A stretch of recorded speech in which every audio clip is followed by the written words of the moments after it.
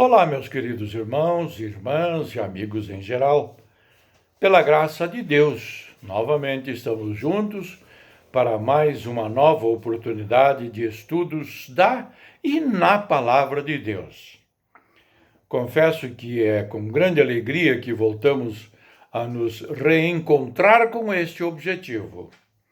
Por isto, recebam os cumprimentos fraternais da 8ª Igreja Batista Filadélfia de Curitiba, que é a patrocinadora deste programa evangélico, bem como de seu ilustre pastor Luiz Pedroso.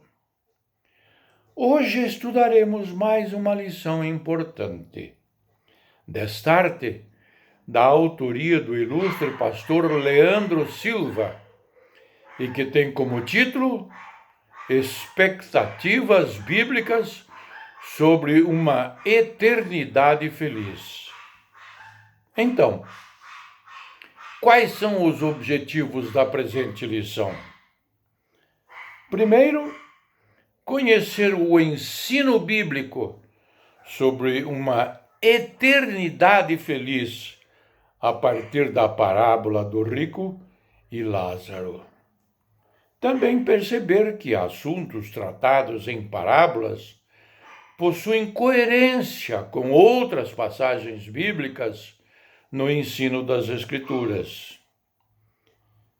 E, por fim, praticar, observando que a fé e as ações acompanham a nossa vida.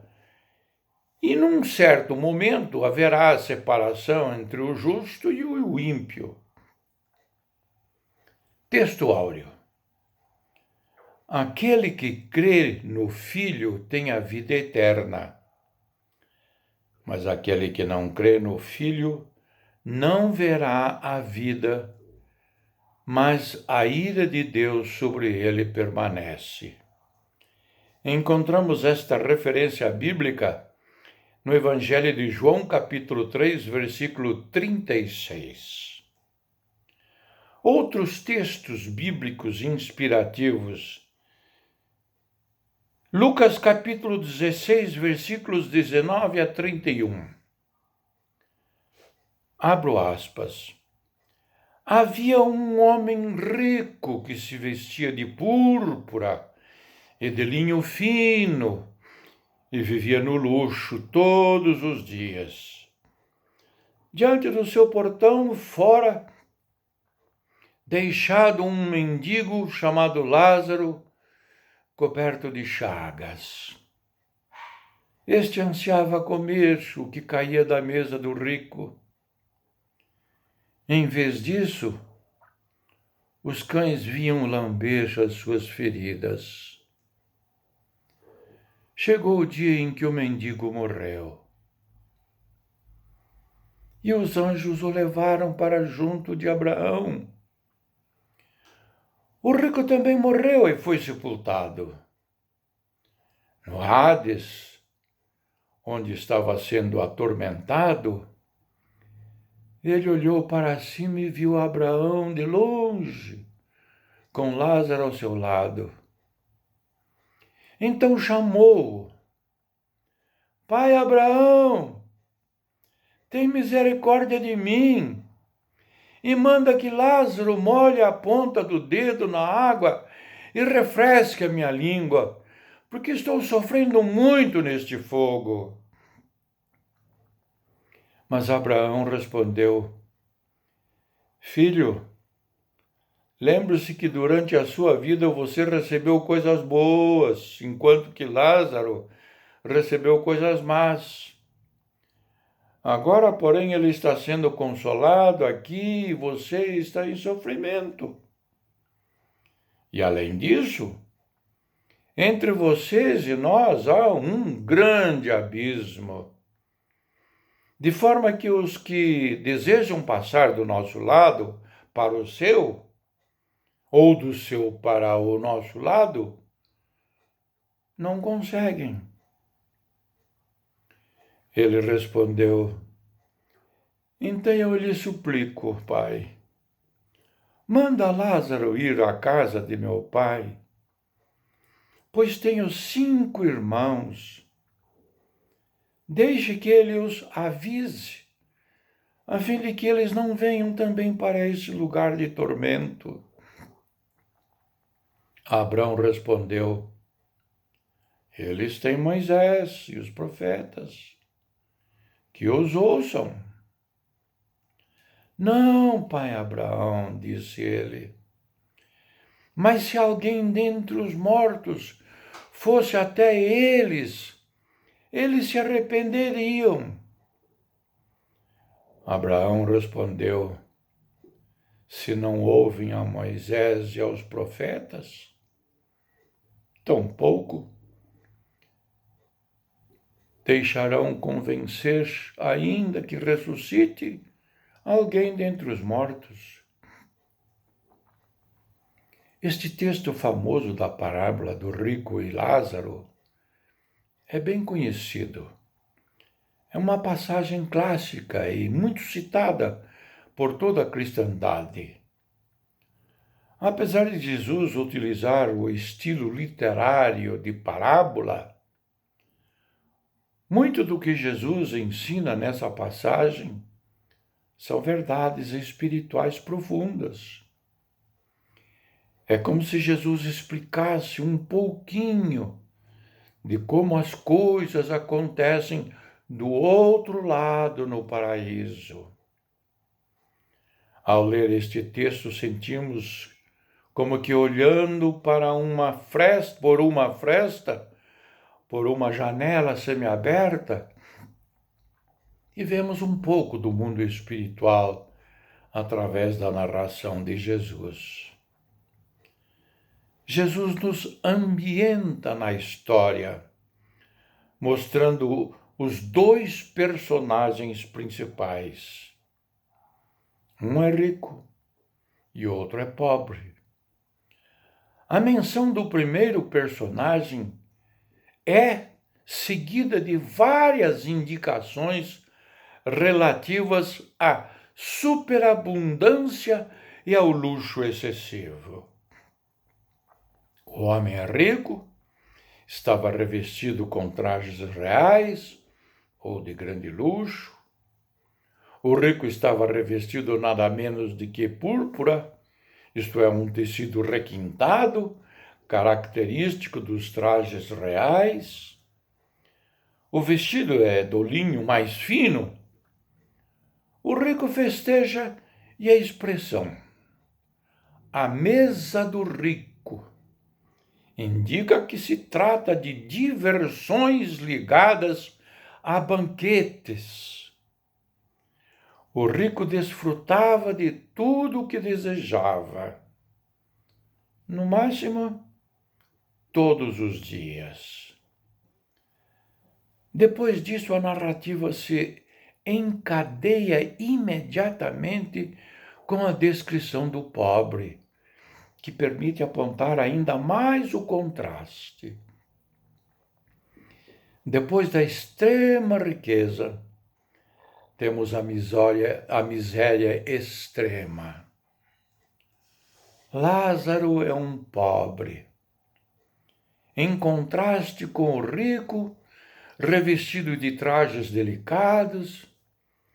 Ele está coberto de úlceras, evidentemente excluído das festividades do rico.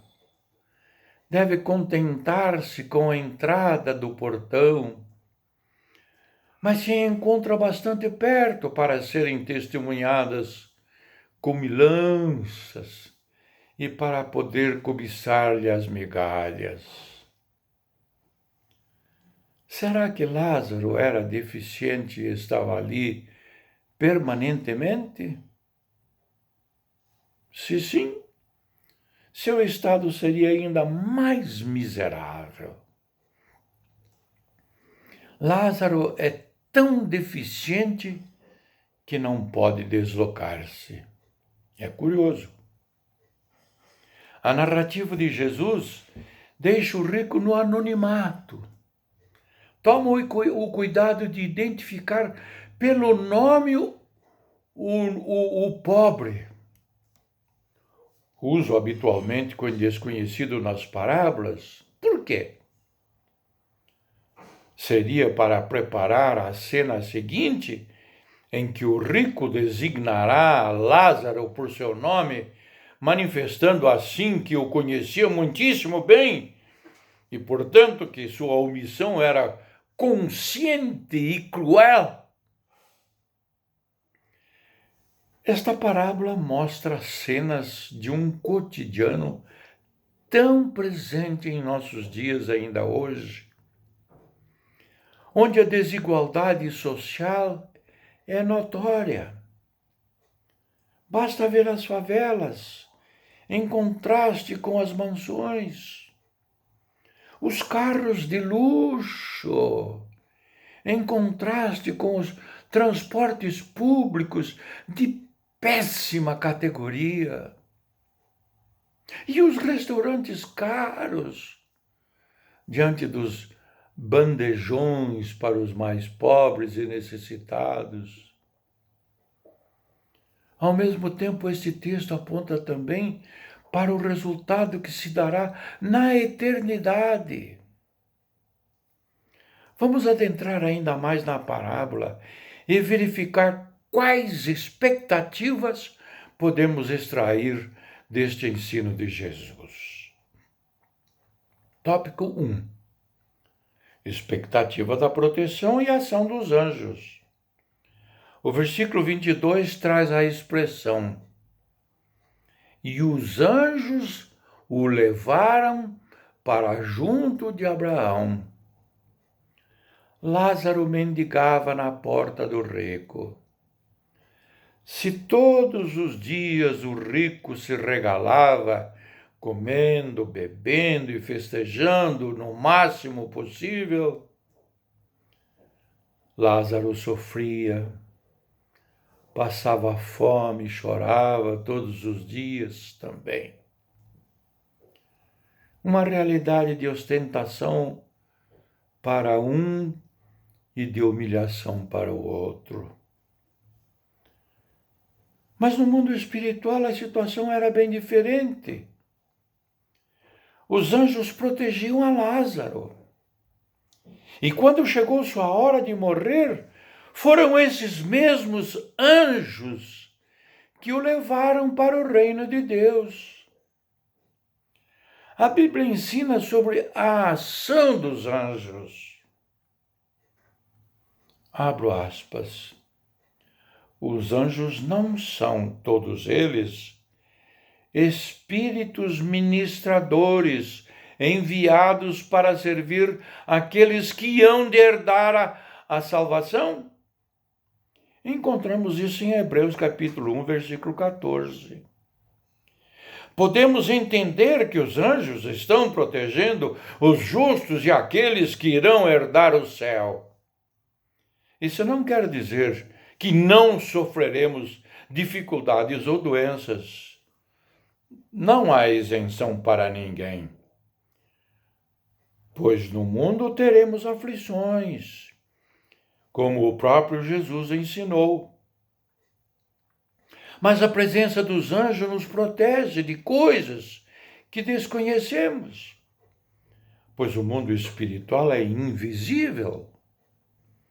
Os anjos também podem nos confortar, como aconteceu com o próprio Jesus, conforme registrado no Evangelho de Lucas, capítulo 22, versículo 43, que leio, abro aspas. Apareceu-lhe então um anjo do céu, que o fortalecia. Aplicação para a reflexão. Existem vários relatos e testemunhos de pessoas que viram anjos, ou foram ajudados por anjos e até socorridos por eles. Você já viveu algo assim ou conhece alguém que viveu tal experiência? Vamos ao tópico 2.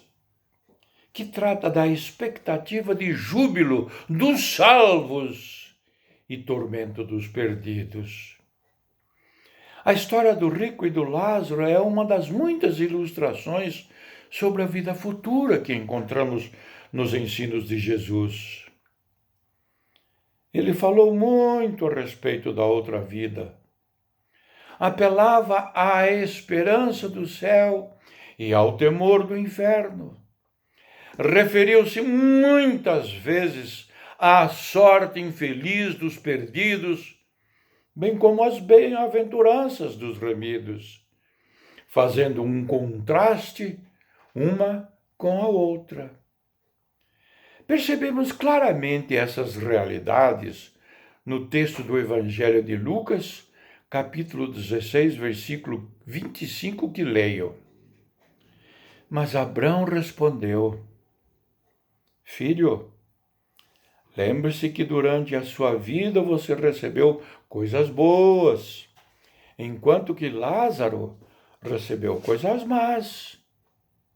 Agora, porém, ele está sendo consolado aqui e você está em sofrimento. É preciso enfatizar essas realidades quando pregamos e ensinamos o Evangelho. Aqui na Terra, nossas decisões vão selar nosso futuro na eternidade. E lá só existem duas portas: a porta do júbilo e alegria na presença de Deus e a porta do tormento e da dor, somadas à separação eterna de Deus. Jesus enfatiza o tormento do rico, conforme registrado no Evangelho de Lucas, capítulo 16, versículos 23 e 24, que leio. Abro aspas. No Hades, onde estava sendo atormentado, ele olhou para cima e viu Abraão de longe, com Lázaro ao seu lado. Então chamou: Pai Abraão, tem misericórdia de mim e manda que Lázaro molhe a ponta do dedo na água e refresque a minha língua, porque estou sofrendo muito neste fogo. As pessoas vivem suas vidas com todas as suas expectativas voltadas para essa vida terrena. Mas é bem sábio se preocupar com a eternidade e com o que vai acontecer após a morte.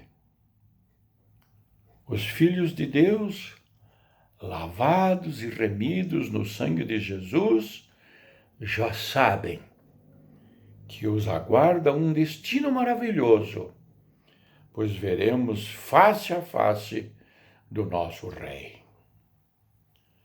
Mas não se pode negar a triste realidade que poucos desejam falar claramente, principalmente nesses dias que vivemos. Neste assunto não podemos ser politicamente corretos ou tentar minimizar a realidade bíblica. A expectativa para alguém que não aceita Cristo como seu Senhor e Salvador e que não deseja caminhar na vontade de Deus é a dura realidade de um sofrimento cruel e doloroso no inferno. Aplicação para reflexão. Em sua opinião, por que as pessoas não dão muito valor ao conceito de céu e inferno? Porque muitos nem acreditam que estes lugares existem e que erroneamente afirmam que o inferno é aqui na Terra. Tópico 3. Expectativa que as Escrituras são suficientes para levar os homens ao arrependimento. Uma verdade fascinante revelada por Jesus nesta parábola é sobre o papel das Escrituras na definição do destino eterno das pessoas. Quando se fala de salvação e de céu e inferno, as pessoas normalmente pensam que é preciso fazer algo muito esforço, um sacrifício enorme para poder ir morar no céu. Outros acham que existem vários caminhos para se chegar a Deus. É a frase famosa: todos os caminhos levam a Deus. É utilizada como um amuleto, que as pessoas se agarram na esperança que seja suficiente, ou então muitas pessoas acreditam que ao chegarem na presença de Deus, poderão se justificar com as atitudes de bondade e honestidade que fizeram frente aos pecados e problemas que provocaram em vida. Acham que se mais atos bons suplantarem os maus, a salvação está garantida. Nada disso é verdade ou suficiente para um caminho seguro para o céu. Sabemos que hoje, na nova aliança, apenas através de Jesus Cristo poderemos alcançar a vida eterna. E como poderemos conhecer mais Jesus e sua vontade para nós?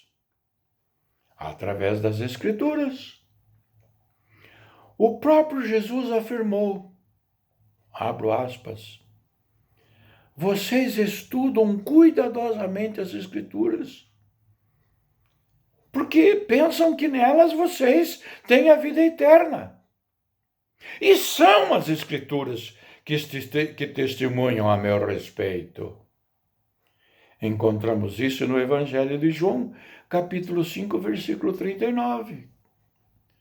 Quando o rico deseja que Abraão envie alguém para a sua casa para avisar os seus familiares que o sofrimento é real e que eles devem se atentar ao seu destino eterno, lemos. Abraão respondeu, eles têm Moisés e os profetas, que os ouçam. Não, pai Abraão, disse ele, mas se alguém dentre os mortos fosse até eles, eles se arrependeriam. Abraão respondeu, se não ouvem a Moisés e aos profetas, tampouco se deixarão convencer, ainda que ressuscite alguém dentre os mortos. Encontramos isso no Evangelho de Lucas, capítulo 16, versículos 29 a 31. Moisés e os profetas são a referência aos textos das Escrituras que eram ensinados naquela época, com os princípios de vida eterna. Hoje temos, além deles, o Novo Testamento, a história de Cristo e de sua igreja, e todas as epístolas com ensinamentos sobre a salvação e vida eterna. A responsabilidade se torna, então, individual. Cada homem deve analisar a si mesmo e as Escrituras e ser levado ao arrependimento de maneira espontânea.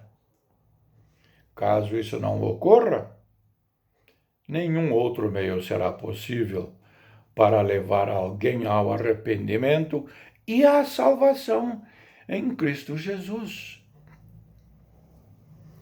Aplicação para reflexão. Você já percebeu como a Bíblia é importante para a vida cristã e aqui para o nosso destino eterno nos céus? Quando estuda a Bíblia, você tem esta consciência? Vamos à conclusão.